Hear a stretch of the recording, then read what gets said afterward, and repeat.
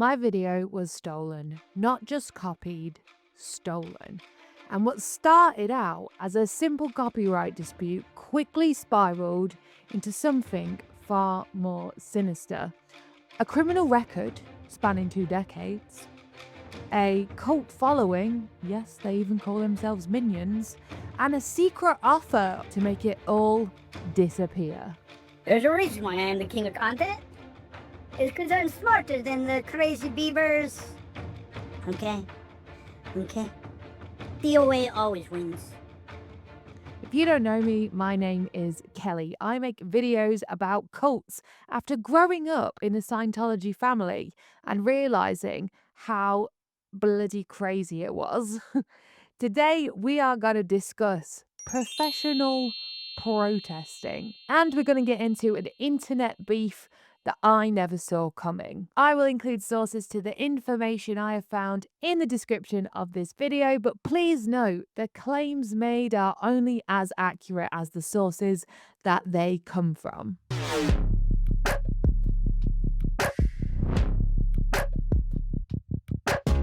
The internet knows him as Defender of Ants, but the courts know him simply as the Defendant.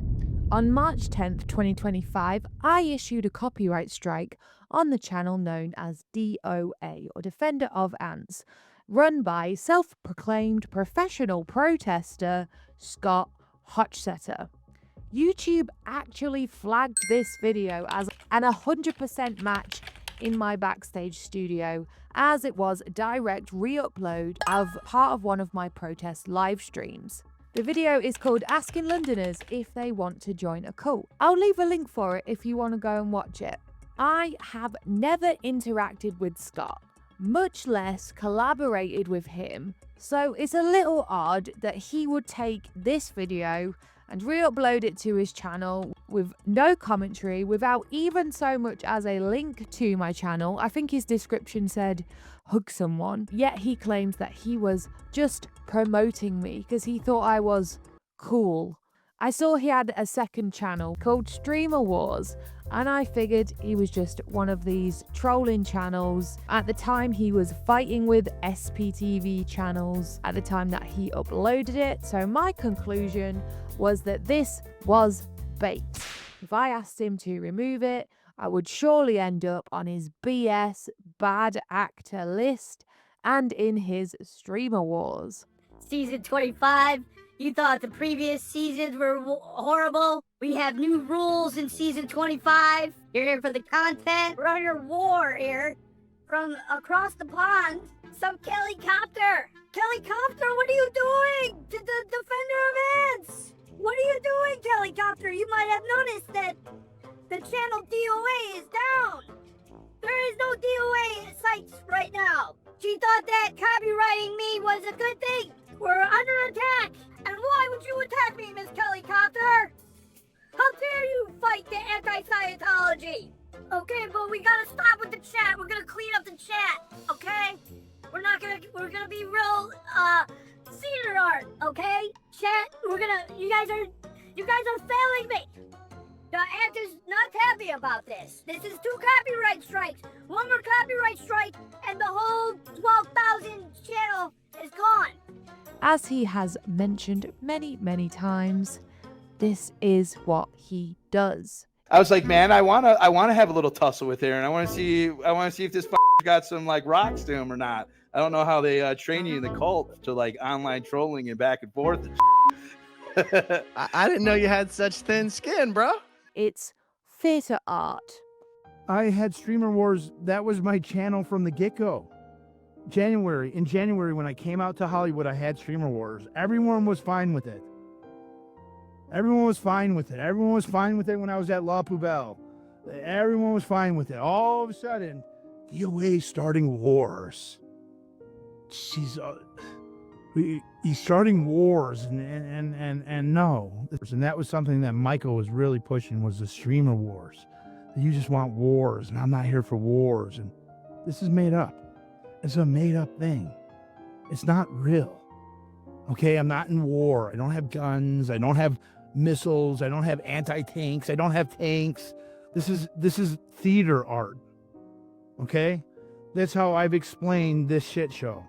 This is my show. This is my reality. It's not your reality. I honestly didn't think about him again after that until recently when he got arrested.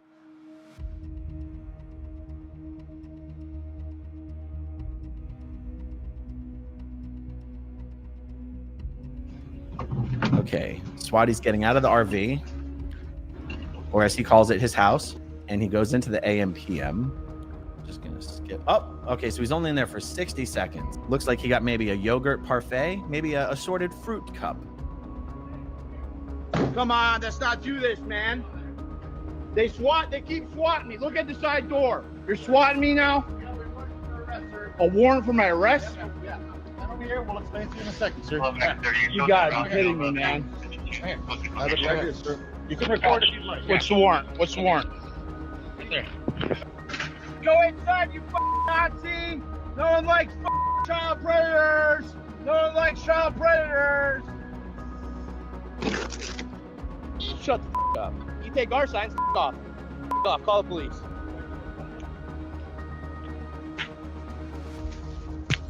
Oops. That was an accident. Go inside, slave. Go inside, slave.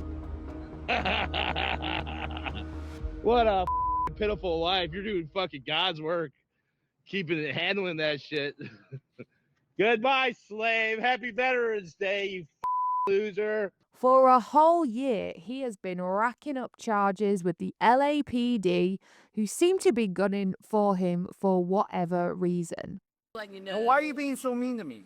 I'm going to move. I'm going to leave. I'm not going to come back here. I promise you. I'm not going to come back here again. Trust me. You're being a, yeah, okay, you're being a fucking cunt bitch. Yeah, go fuck yourself then. You got pedophiles. You're a piece of shit. Fuck you. You piece of shit. Shut up. Shut your cuck mouth. In addition to being vile to everyday people, violating restraining orders, vandalizing property, and injuring police officers.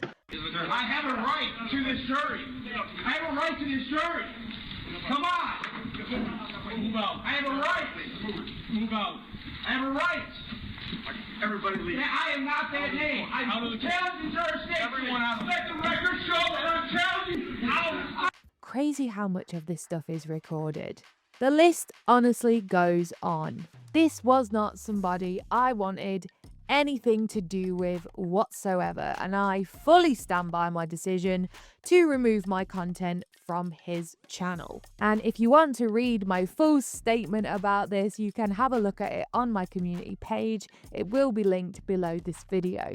I thought that was going to be the end of it, but no, after receiving attacks and pressure from his supporters to remove my strike, I thought I would expand a little here in this video to answer some more questions. The main thing that keeps coming up is people asking, why now? 10 months later after he uploaded it, why now? Many said the timing seemed intentional. And you would be correct. It absolutely was intentional, and I make zero apologies for that. I would like to take this time to remind everyone that there is no statute of limitations for acting on a copyright strike. Perhaps, as a professional protester, Scott should conduct his business with more professionalism.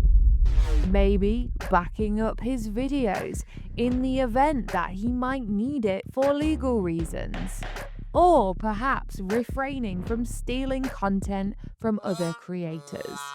As I mentioned in my statement, Scott is more than welcome to counter my strike, but I remain confident in its validity. What he did next, though, is absolutely wild. But before we get into that, I want to discuss a little bit about what the heck is a professional protester anyway. I personally had never heard of this before. I didn't think it was a thing, but it absolutely is. Paid protesters or professional protesters are people who participate in public outrage or objection in exchange for payment. The expression may be directed against individuals, organizations, and governments, or against protests against the government. So you can hire people to protest protests. The aims of this is to discredit protests. In some contexts, people might be hired for optics to show increased public participation in the democratic process. Guess you really can buy democracy, hey? Truly, I did not think this was a real thing, but it literally turns out you can use rent a crowd type services to fill out your protest. There's a website called Crowds on Demand. On their homepage, it literally says, Crowds on Demand is your home for impactful advocacy campaigns, demonstrations, PR stunts, crowds for hire, and corporate events. And the services are available nationwide. They go on to say, if you need to hire protesters, we can get a crowd on the street sometimes within 24 hours. If you need speakers to present at a council meeting, we can provide talented and well-spoken individuals to advocate for the cause. This blew my mind. What the actual heck? These kinds of demonstrations have allegedly been happening all over the world. Small businesses. But as Susie Steinley reports, these people may have been motivated by dollar signs. Cassie King rescued her bunny Mabel from a fur farm last year. They'll use bunny fur to just line gloves or really such trivial things that animals should not be dying for. She's a passionate activist who has been in Sacramento regularly to support AB 44, a bill that would make California the first state in the nation to ban the sale of fur. It's something San Francisco and LA have already done. Recently, Cassie noticed the opposition to this bill was growing at public meetings. We were all scratching our heads looking around, who are these people who suddenly showed up to oppose the bill when the opposition has been virtually non-existent. So her activist group Direct Action Everywhere looked into it and claims most of the people supporting the sale of fur had been paid to be there. They found Facebook posts from two of them asking if anyone in LA was down to make an easy $100. Others offered another chance to make easy money fighting tyranny. This contract offers fake protesters $175 per performance and includes a non-disclosure agreement.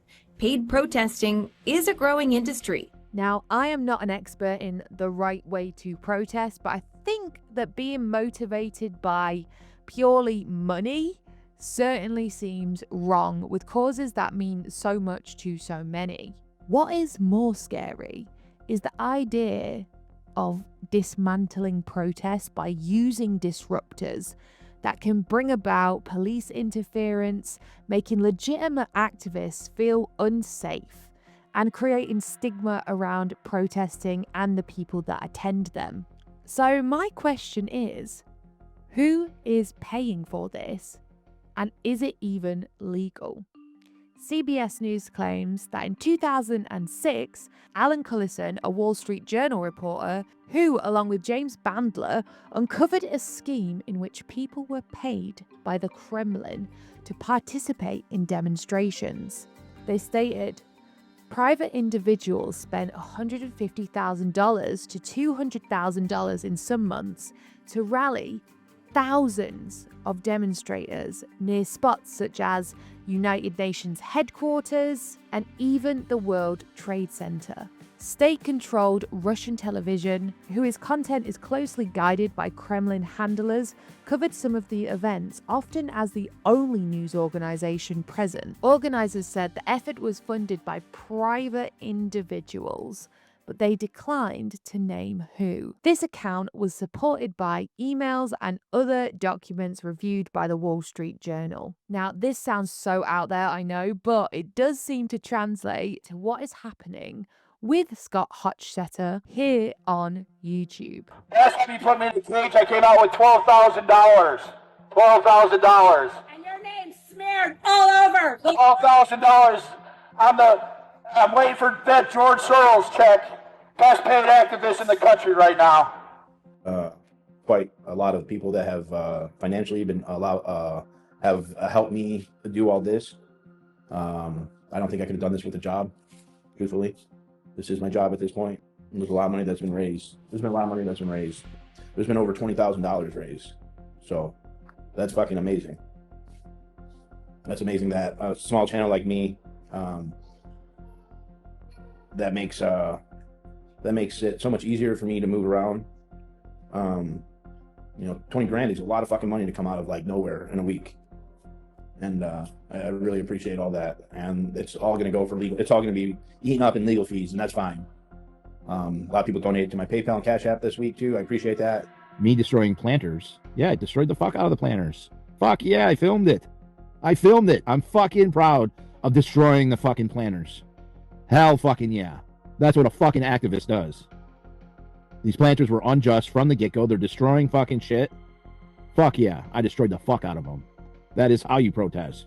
Yeah, and that would have been misdemeanors, but I fucking prosecute me for fucking those planters. I'm willing to go to jail. I'm willing to go to jail for it. That's what an activist does. Where in the activist handbook does it say destroying private property is okay? I don't know. Look at all the fucking tree huggers. This is my calling. I'm excited at the felonies. I invite them. No jury's going to convict me of felony hate crimes for destroying abandoned fucking shipping crates full of fucking landfill and dead fucking plants. Watch me make fucking history. Watch me expose the fucking planters and the fucking road closures. Watch me. He has stated numerous times that his channel supports his travels. And whenever he has to raise money for legal fees, he can easily get thousands of dollars. But from where? From private individuals who continue to send him money via YouTube and his other means? His most recent fundraiser appears to be fraudulent in its claims, stating Defender of Ants Defense Fund Against Scientology. Oh Lord, okay. This fund is a way for people to show their objection to Church of Scientology and the LAPD working together to silence protest and dissent by arresting Scott Hochstetter, DOA, Defender of Ants. Not only did we raise enough to free your general, okay? We've already raised $5,000 of an additional money that we need. $15,000 to $20,000, all right? This is the biggest grift of them all. We've never attempted a grift this large, but we have never gone off against an army so big. The money will be used to retain counsel to defend himself from litigation brought on behalf of Church of Scientology. Somebody, some amazing person, gave me a nice little donation. And so I got a hotel room again tonight. So this is 3 nights in a hotel room. And I appreciate that. First off, Scott is not being sued by the Church of Scientology. Not being sued actually at all.